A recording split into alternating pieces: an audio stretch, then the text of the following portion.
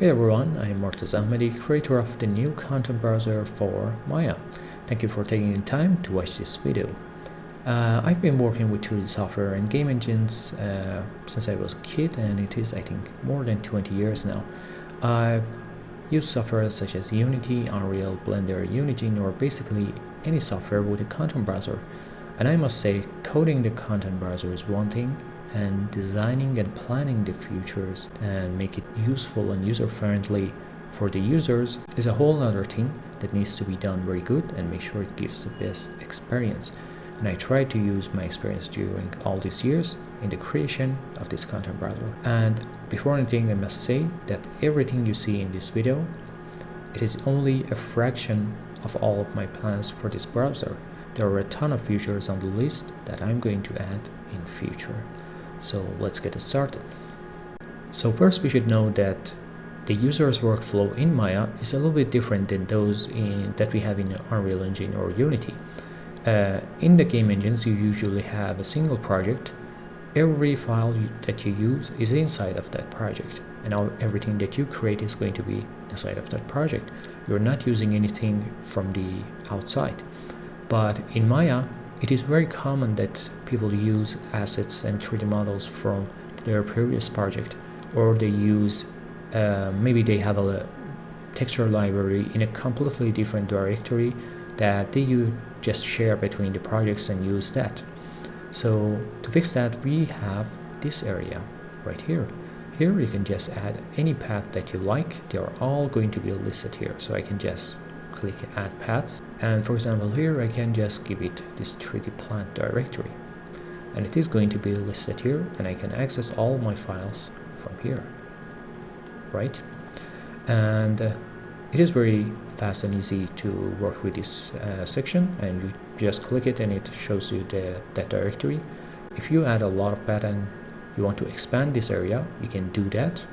And if you maybe dock it to the main window, and if you think this area is taking too much space and it doesn't let you work with the 3D very well, you can just drag this up, and it is going to convert into an option box. You can still access all your directories very quickly, but it doesn't take that much space.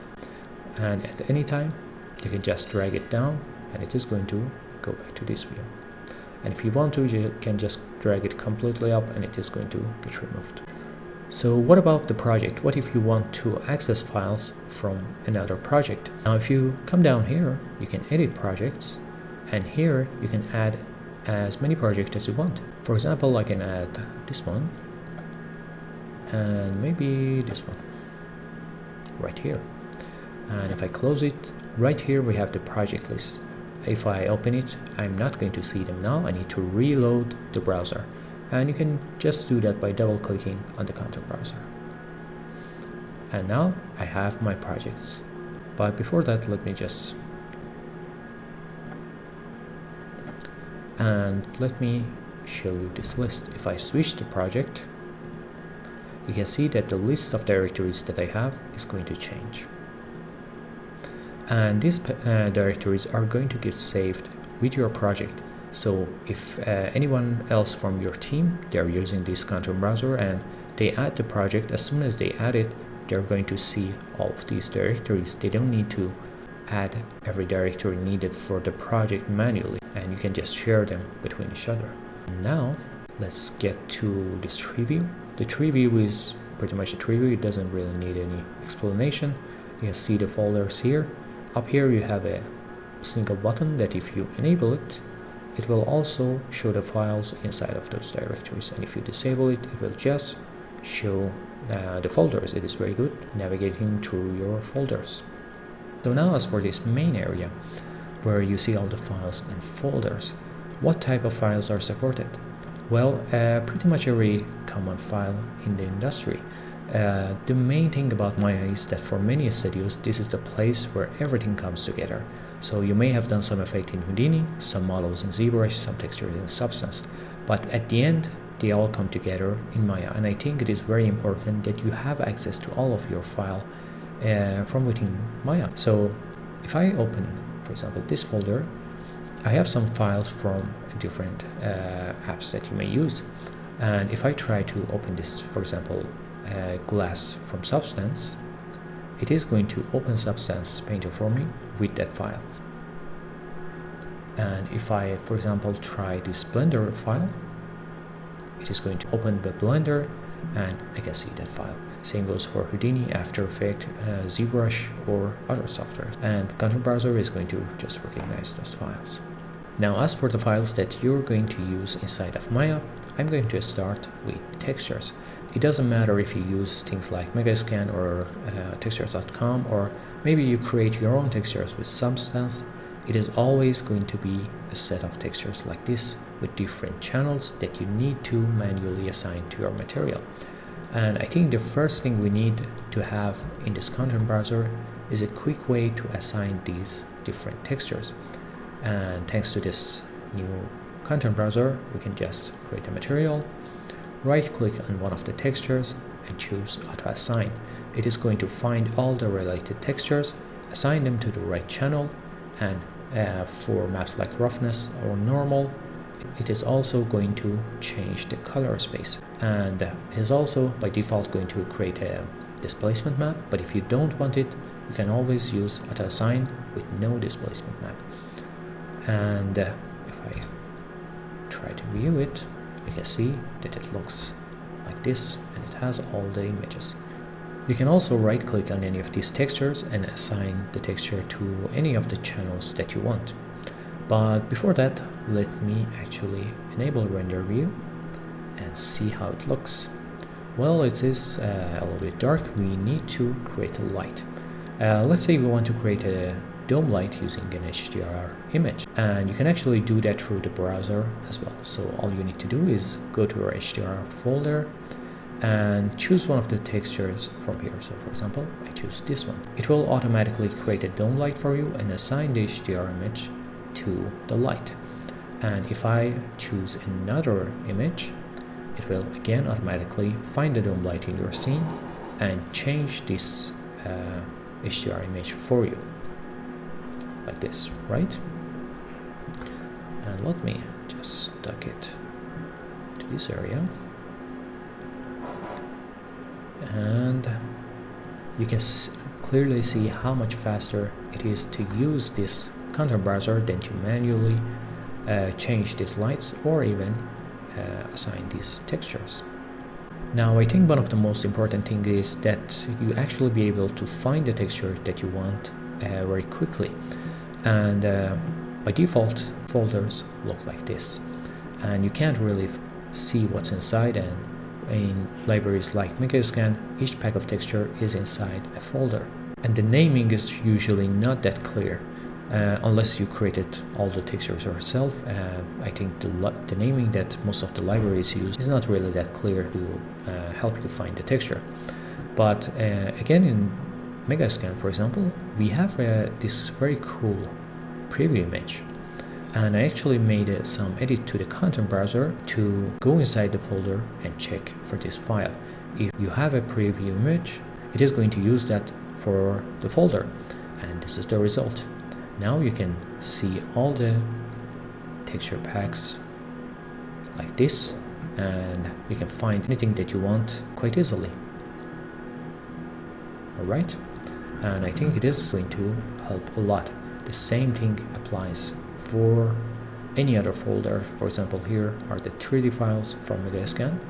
Again, they have a preview image, and as you can see, it is very easy to find them, but the naming is really not that clear. Now, speaking of thumbnails, let me actually show you the thumbnail for these textures.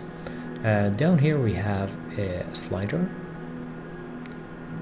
that we can use to resize the thumbnail, but as you can see, these files are not getting any bigger, and that is because by default Content Browser is generating its own thumbnails for all the images, and it helps speed up browsing between folders a lot. But if you want to, you can actually disable it. From right here, you can click, let me close this first, you can click right here and disable use generated thumbnail. And now if I try to make it bigger, you you can see that these textures are actually getting bigger. And those files that doesn't get bigger are usually the extension that just requires the thumbnail, like the .tx or .exr. And let me go to another folder. If you double click, you can set the size back to the default. But the downside is that if I try to go quickly between these folders, you can see that it's not really possible, and it is going to be a little bit slow. And my solution to that was to add load items on background. With this background loading, now if I click, you can see that the folders load very fast and the items add gradually. And I can even hold the arrow key and go through them very fast, right? And I think this is going to be a very useful solution if you have a big library and you don't want to generate the thumbnails at that moment. You can just use the background loading and disable the thumbnail generation. But if you want the best performance, I highly recommend that you use generated thumbnails. Every time you open a folder that has some images like this one, it is going to automatically generate the thumbnails. And for sizes like 2K or 1K, it is going to be very fast and not really that annoying, but for larger files like this, it is going to take some time. And one thing you can do is that if you have a lot of folders, you can go to the main folder, right click, generate thumbnail, and here you can choose texture thumbnail, and if I hit capture, it is going to start generating for all the subdirectories. And at any time, if I cancel like this, and if I decide to hit capture thumbnail again, it is going to continue from where it left off. It is not going to generate thumbnail for the textures that already have them. And that is done. And now I can just go through these folders very fast. Now you may have noticed here that there is also a scene thumbnail. So let's take a look at that as well. So right here I have a few models, and I want to generate thumbnail for these files. I can right click, generate thumbnail, and choose scene thumbnail. And now if I hit capture, it is going to capture thumbnail for all of these files and any files in the subfolders. So make sure to be careful and don't, for example, apply it on the root of your scene directory. It is going to go through all the subfolders and find any 3D model that it can open and capture its thumbnail. So let's try it with these files. And with that, let me reload the folder. And you can see that we now have the thumbnail, but it is not very clear because these files seems to be too big. And for that, there is also an option to auto fit to view. And if I select this and generate thumbnail again, it is of course not going to generate it because these files already have it.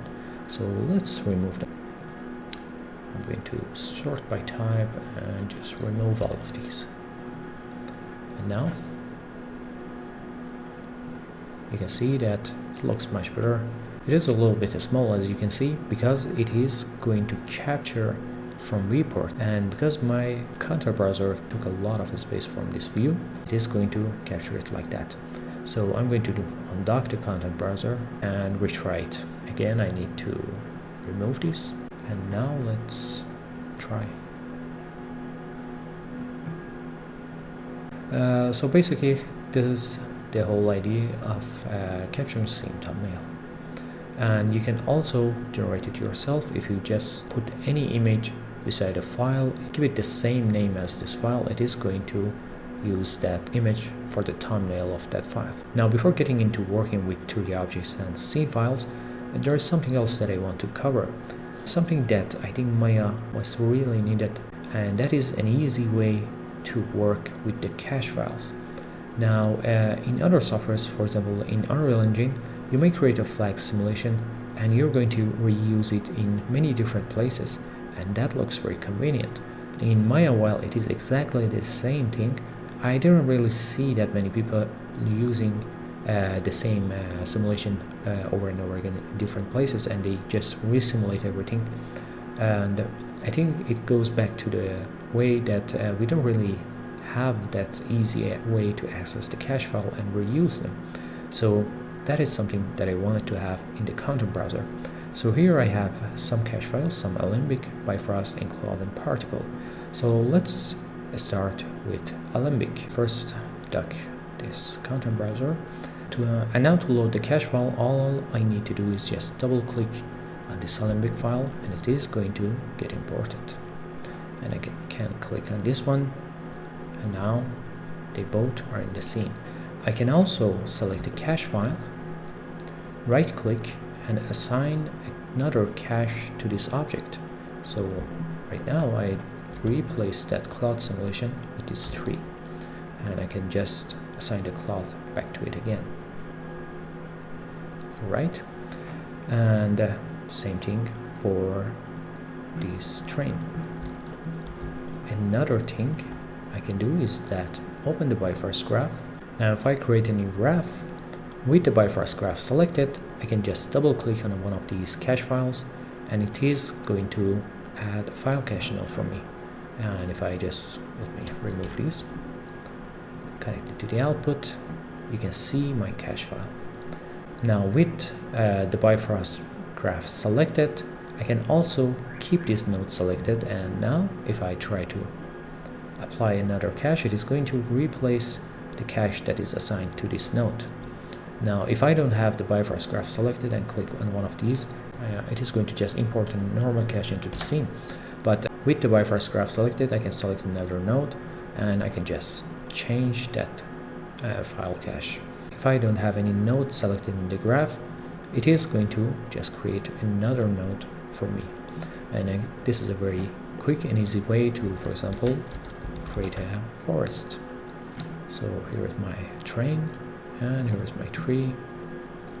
Let's create a forest. And if I add a HDR image, it is going to be very easy again. Just maybe create an HDR like this and hit render.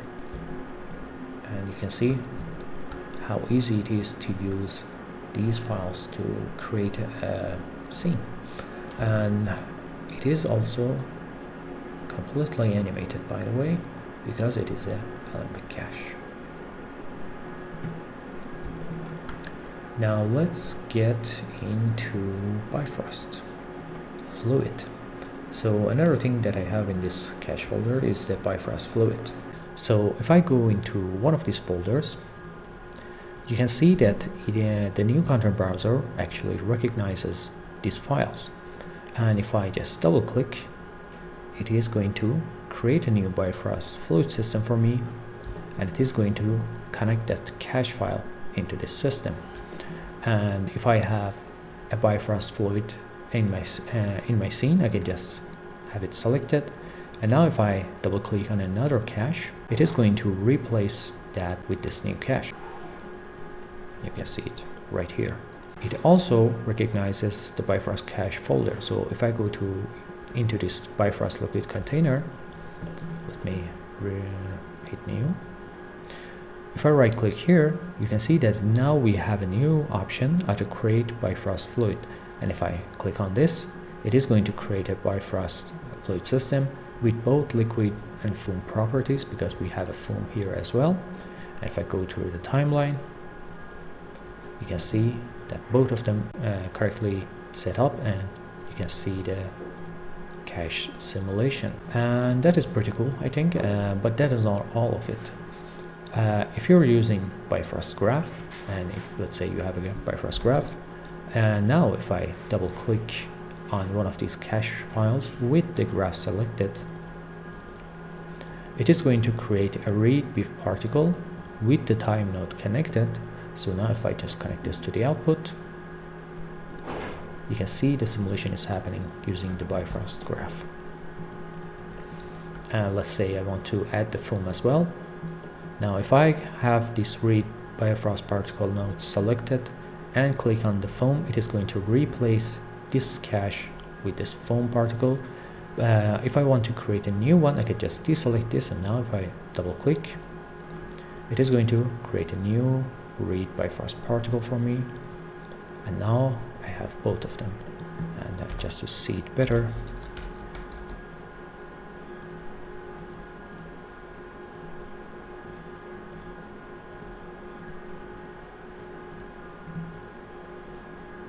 like that, and this is how it looked like without the foam.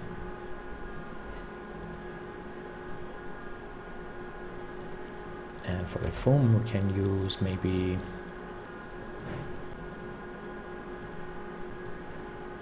something like this.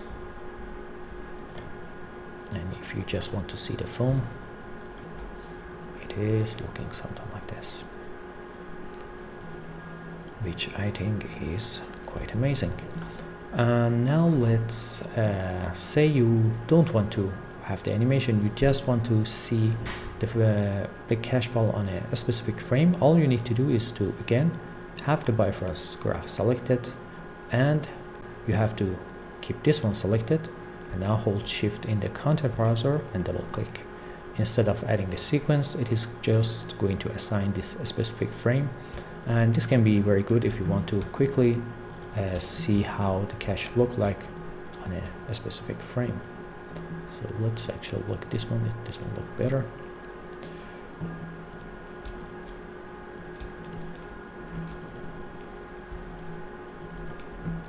See, just like that.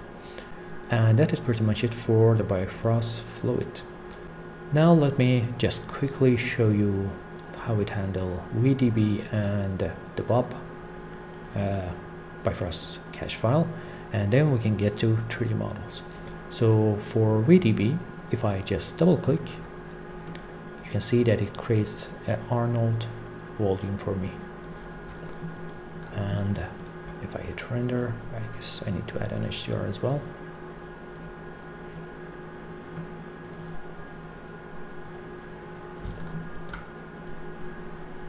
You can see it here. I need to assign a volume material to see it correctly. Like this.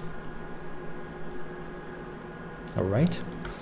And just like the Bifrost Fluid, if you want to see a specific frame, you can just hold shift, double click, and instead of a sequence, it is going to just assign that a specific frame.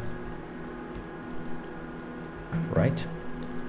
You can also right click, and you're going to have a couple of options here, like create a Arnold volume or assign to selected volume.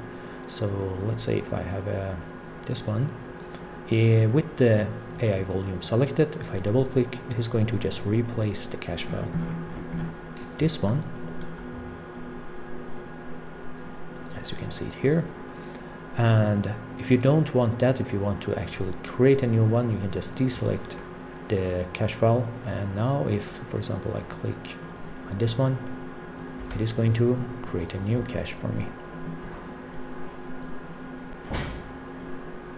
like this. And that's how it works with VDB. Again, you can use it with Bifrost graph as well. So you can create a new graph, and with the Bifrost graph selected, right double click, or if you don't have a Bifrost graph, you can always right click and choose create a new Bifrost graph. It is going to create the Bifrost graph for you with the cache node, and you can just connect it to the output.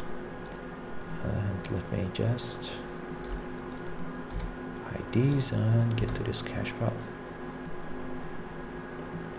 And right now it is connected that as the single frame because I had the shift clicked. If I don't have that, it is going to just assign it properly. Let me assign the AI volume, and that's the simulation. And if you don't have this node selected, of course it will add another Bifrost cache for you that you can use. And well, let me see what else. And that is, I guess, pretty much it. And the same thing goes for the Bob file. Because there is no other way of using these cache files beside Bifrost graph, you don't even need to have a Bifrost selected. If you have something active here, like this Bifrost Fluid here, if I double click, it is going to create the cache for me. So let me just click on this one, it is going to replace it with this one because this node is selected. And again, you don't need to have it selected, just have an active tab. So if I switch to this other tab, I can, for example, I come here and double click, it is going to create the cache file for me in this Bifrost graph. And if you actually have another Bifrost fluid selected, for example, I click on this one, and now I want to add something to this other Bifrost graph. When I double click, you can see that it also switched the tab for me, so I know that the cache file got added into this other Bifrost graph. And that is how you work with the cache files using the new content browser. Now let's get to 3D models, and for that I'm actually going to add another project, and instead of giving it a regular Maya project, I'm going to choose the content folder of one of my Unreal Engine projects. Now I need to reload the content browser, of course, to show this content folder, and I'm not going to add another path. This is going to be enough, so I'm going to just close this area. And just like how we work in Unreal, I'm going to just work in this project. So for example, here in the basic architecture, I have a few models that I can work with. So up here we have these buttons. The first one is for open. If I choose this and double click, it is going to ask me if I want to open this object. And if I click on this other one, it is going to open this one. Now if I choose this other one, it is going to import. So if I double click, it is going to import it and add it into the scene. And this last one is for reference. And you can see that when I switch between this, it also shows what is going to happen down here. And for example, if I click on this one, it is going to reference it into the scene, and I can just remove it because I don't want to use that. And now the last thing I want to say is actually this button. What it does is it is going to force import or force open these files. So if you have this, you no longer need to double click, and you don't, and it is not going to ask you any question. So if I just click on any of them, you can see that they are getting imported into the scene. And you should actually be very careful with this, because if instead of import I set it to open, it is not going to ask you about if you want to save or if you want to open this file. It is going to just open it instantly. And now let me just keep this and open the Unreal project, and you can see that it is exactly the same thing, and we can just add them, these items here.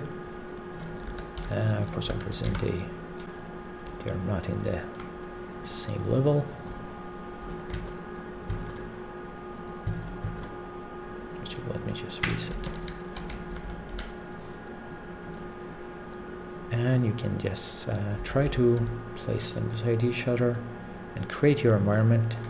And one thing about Unreal is that this vertex snapping is really not working as expected, because as soon as you switch to another object, or if you want to just copy this, it is going to get reset with every copy, and it is not going to be very easy. Let me just disable this again.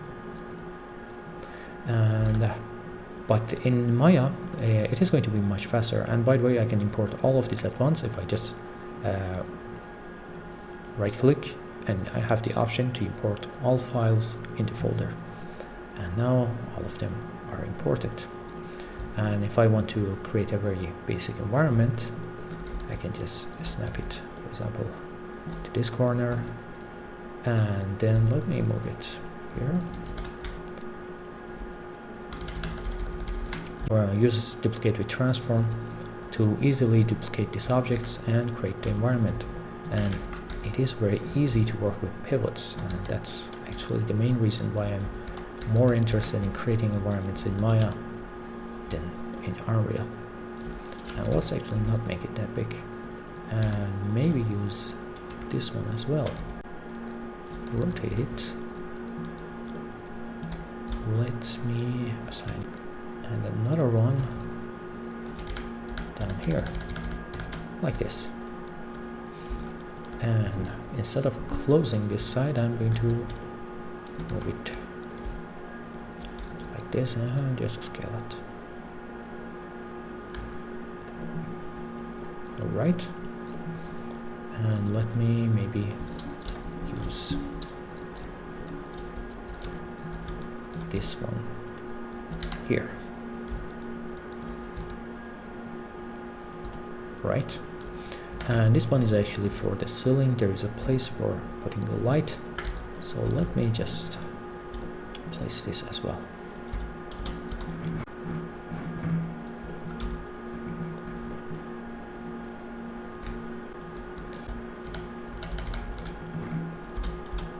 Yeah, like this. Pretty cool. And now, thanks to the new content browser, all we need to do is select all of this, copy, go to Unreal, and paste. And you can see that now we have exactly what we had in Maya inside of Unreal. So you can basically create the environment in Maya and just copy paste. It's going to send it to Unreal. And now it is actually a little bit hard to see. So let me add a light.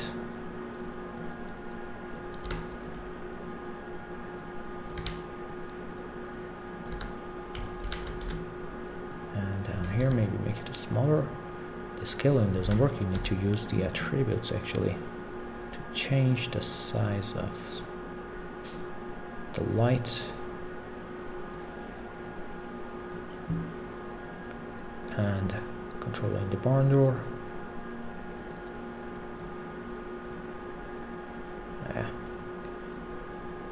It is a little bit tricky to control this anyway. And let me scale it up. And now you just need to copy them through each one of these ceilings. Or what we can do is instead of all of that, let me just remove it and go back to Maya and try to create it here. So let me just hit from there. I can just create an area light and scale it up.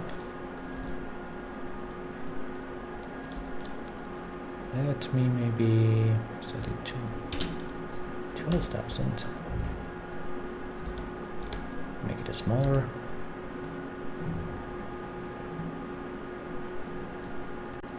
Decrease the spread to maybe something like this.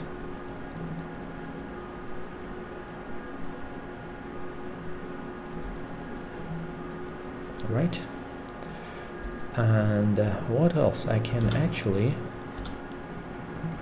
use the top view to place this light, and just like before, I can use the duplicate with transform to easily copy it for all of these ceilings.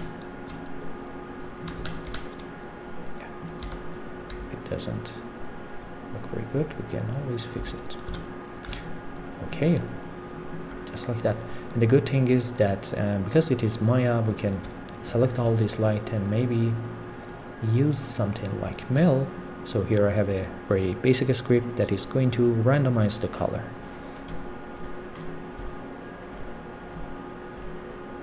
Yeah, maybe something like this one. Again, all I need to do is to hit Ctrl+C, go to Unreal, and just paste them. And you can see that all the lights in the right position with the right setting of the intensity and light color are added into Unreal. And let's actually add a floor so we can see it properly. And by the way, the reason that it looks so dark in Maya is I think because of the material. They are not as bright as the one that we have in Unreal.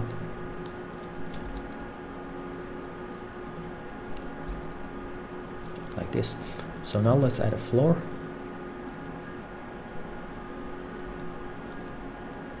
And I can always use my first person view to navigate the scene,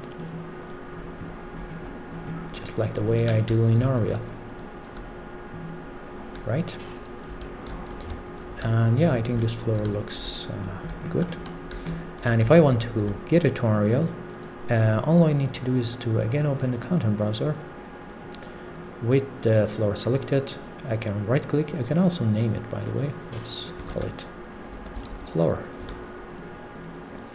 Right click and export as OBJ or FBX. So I'm going to export as OBJ. And now if I open Unreal, it is going to recognize this file is added. So I'm going to hit import, and with this selected, if I copy and paste it, you can see that the floor is now here. And let me just assign a material here. Pretty cool, right? Now let's try adding maybe another object as well. I'm going to just make this smaller, or maybe close it. And maybe in a sphere, like this. And all you need to do is, again, just right click and hit export. And you're going to have a few options as well. So for example, here we have export at 0 coordinates. This is very important if you plan to use the same workflow that I show right here. But if you want to export something in exactly the same location that they are, you need to disable this, because what it does is that it is going to move my object to 0 coordinate, export it, and the result is going to be very good for game engines. But if you just want to export it in its own position, you can disable this. Also, if you have multiple objects like this, we also have an option to, down here, export all of them as a single file, or export each one of these selected objects separately. So I'm going to just export one of them and not bother with that, but I wanted to explain this because this is super useful if you're creating the environment in Maya and you just want to select everything and export all of the models as a separate files. You can use that.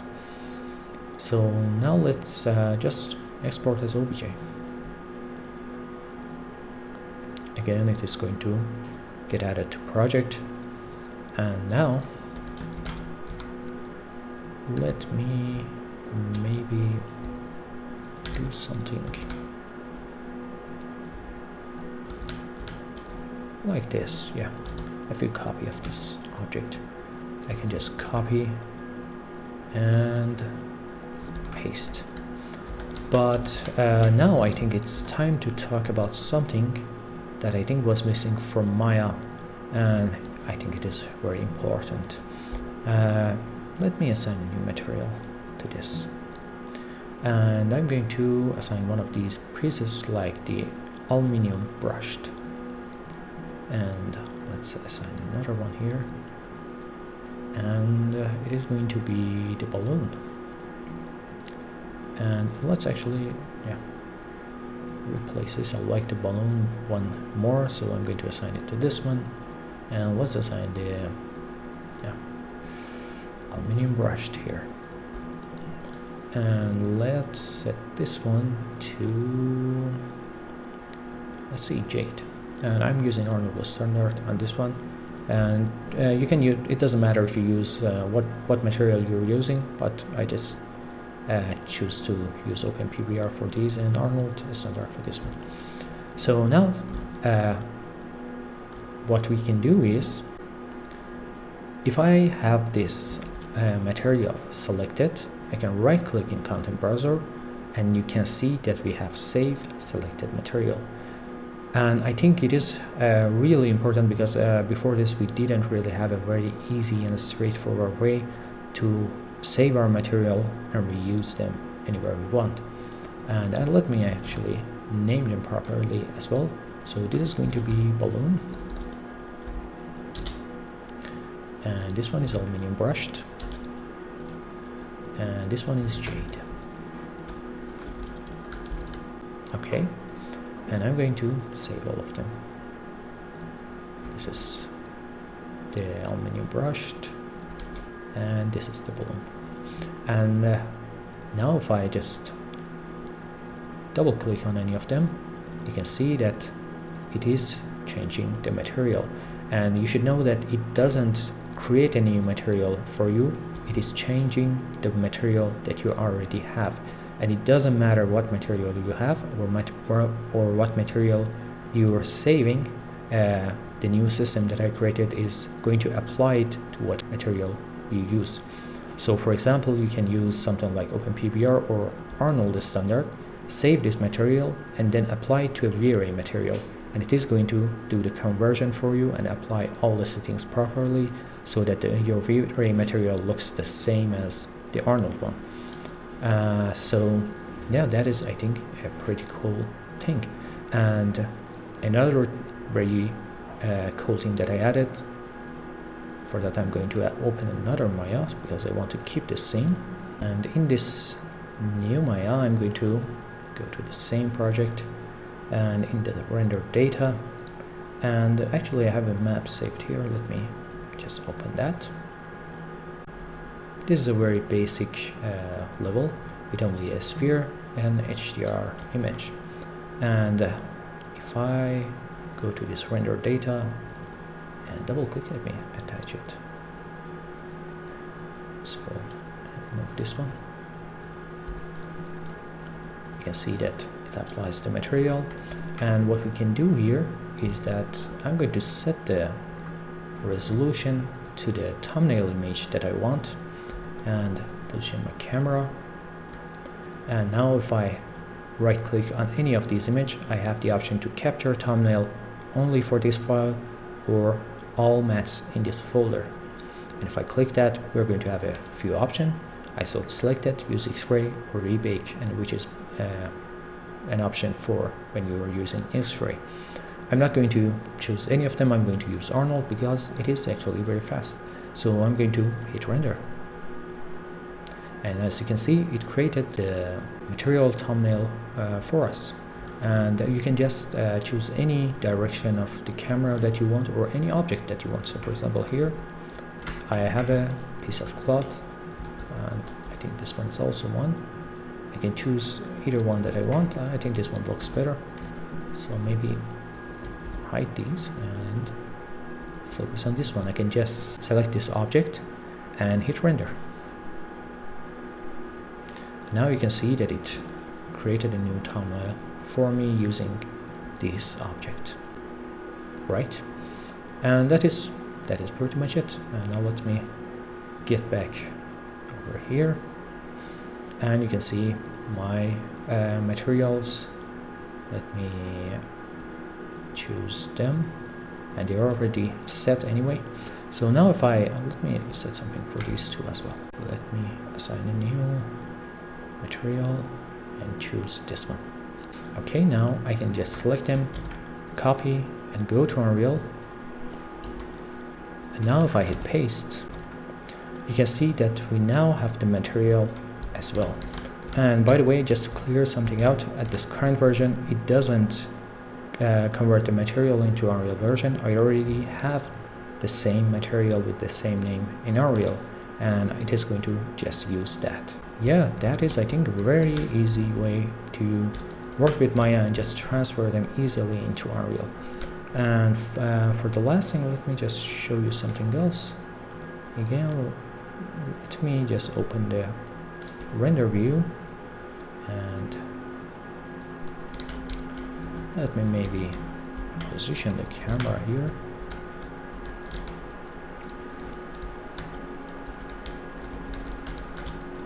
Change the focal length, and maybe something like this. And if I want to have the exact camera in Unreal, I can also just copy my perspective camera and paste it into Unreal, and you can see this is the camera. I can look into it. It is going to be exactly the same thing. Pretty amazing. And let me just show you that if I come down here, enable depth of field, and maybe change the depth of field setting. And now if I copy my camera and paste it into Unreal, you can see that the focus distance is also transferred into the Unreal version. So yeah, I think that is pretty cool. And with that, I would like to wrap things up for this new update for the content browser. Thank you for watching.